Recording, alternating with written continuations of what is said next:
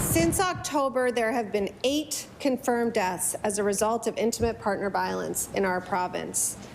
Another one just recently. This is an epidemic. Urgent action is needed.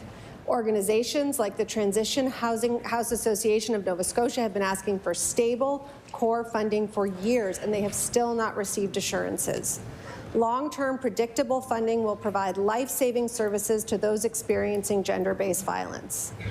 8 lives have been lost since we passed legislation to declare this an epidemic. Why hasn't the government acted with epidemic-level funding? I recognize the Honourable Minister responsible for the Advisory Council on the Status of Women.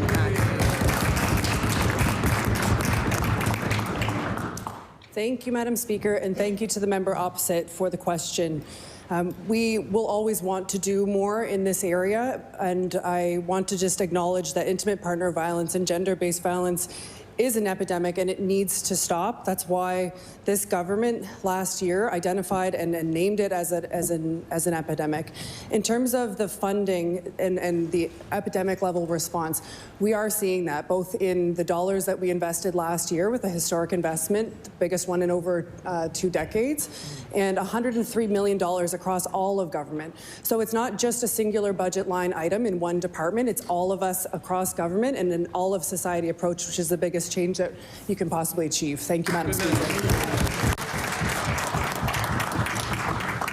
I recognize the Honourable Leader of the Official Opposition. Thank you, Madam Speaker. Many frontline organizations disagree, and one-time announcements and status quo funding bundles are not stable core funding, and the minister must know that.